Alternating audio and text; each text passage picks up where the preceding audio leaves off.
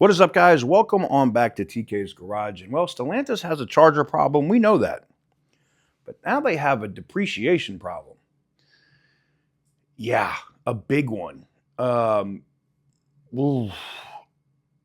Uh, Losing 30 grand in a month? Not a good look. Really not.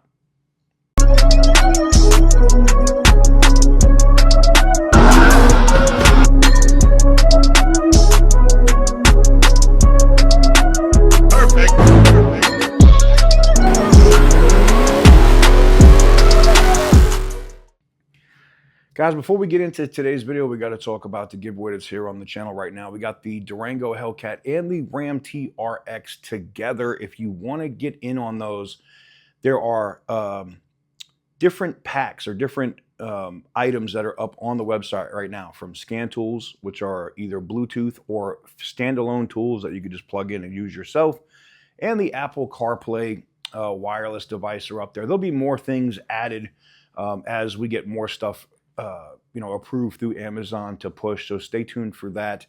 But you also can go back and you can pick up shirts, hats, hoodies. That's all at $1 per one entry.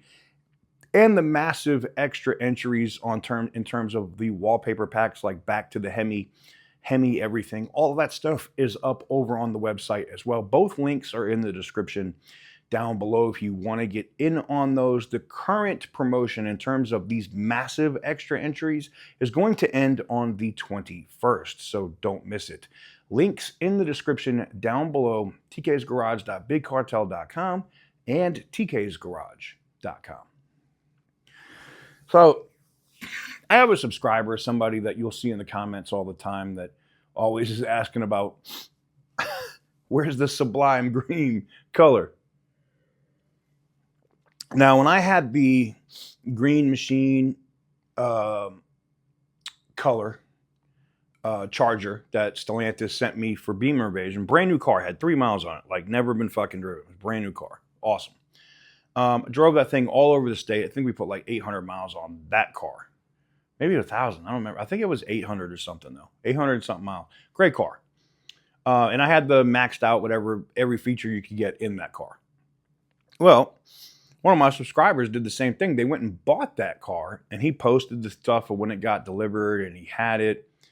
And after having it for, a month or whatever, he's like, I think I'm going to go, maybe Rumblebee, or I'm going to go something that's more V8 centric, which I'm seeing a lot across the board. I'm seeing the people that have bought these cars, whether the EV or the six-pack, and they just don't get that same feel, and they want to go back to a V8, whether it's an old V8 or a new V8, whether it's a truck or maybe it's an older body style Charger or Challenger. They just want that muscle car feel, and you don't really get that like that from the six-pack, right?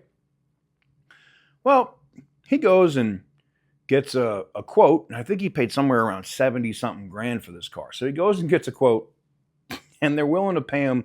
I think he had an offer or something, and I'm not exactly correct on the numbers. I'm sure I'm off here some, and I'm sure he'll probably get in the comments and tell you.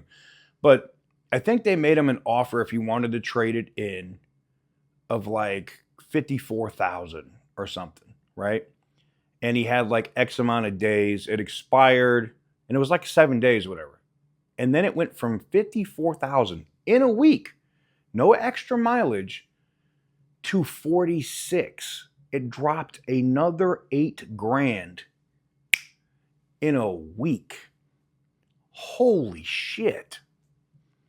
So now they're trying to offer this guy $46,000 for a car that he paid almost 70 grand for. You'd be pissed, right? Now, what's crazy is, and I know it was the pandemic or whatever, but when I had my Challenger, at no point, even before it got put onto no road use, before it had the destruction title, and it's a track car now, right? So even before it had the destruction title, I think we put 33,000 miles on that car in the first year. I was all over the place in that damn thing, right? And I was still, I only lost like the value if I wanted to trade it in. I think I was only losing like 4,500 or whatever to trade that friggin' car in if I wanted to. After 30 something. Now I get it. Pandemic, blah, blah, blah, 2020, man. I get it. I hear you. Cool story. But to see that level of shit, I don't get that level of depreciation from my BMWs. If I went and bought a brand new G90 M5 right now for $146,000, I could drive that fucker for a month or two, probably put 3,000 or 4,000 miles on it, and trade it in for pretty much close to what I paid for it. I mean, if you have a dealer that's not trying to fucking bend you over and fuck you in the ass, it depends. But if I'm keeping it real, if I'm being honest with you, that's crazy. Now, part of that is the Chargers just got massively cut in price. There's power dollars, loyalty shit. There's all kinds of other shit that's up there now that is making these vehicles much cheaper. A vehicle that was 70 grand or 69.9 is now selling for like 42.5. Some of these RTs that were in the high 50s are selling for 37. That's not good. And I think it would be, I mean, look, if Stellantis already wants to take a bath on these friggin' cars, you know, because they've already, you know, realized no one's buying these fucking things at this price. We need to lower the price and move metal. I think it would be a goodwill gesture if they're moving to another Stellantis product, like, I don't know, Ram or Jeep or whatever. Only those, fuck that European shit. But if they're moving to Chrysler, Dodge, Jeep, or Ram and they bought one of these Chargers, for Stellantis to come out with some type of depreciation incentive so that the people that bought the inline six Chargers don't take such a bath on it if they do it within, say, like the first 6 months. Like, maybe call it try and drive, or call it whatever you want. I don't care. But they got to come out with some kind of program where people ain't taking $30,000 hits because you guys overpriced the fucking car in the first place. That's just my 2 cents. Let me know what you guys think about it. I think it would go a long way in terms of goodwill to the customers. Yeah, I'm a shareholder. Yeah, it's going to suck because, yeah, it can affect the stock price, and yes, it can affect profits.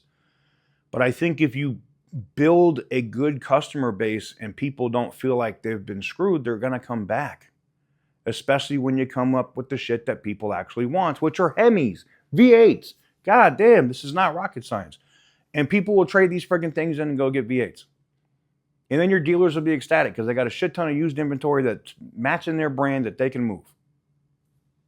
Makes sense to me. Anyways, let me know what you guys think about my idea here in the comment section down below. I don't think people should have to take a massive bath for a pricing error, or, you know, when they realize that they can't sell these shits for what they think they were going to sell them for. That's just me. Give the video a big thumbs up if you like what I do. Hit the subscribe button if you haven't already. And as always, stay petty, my friends.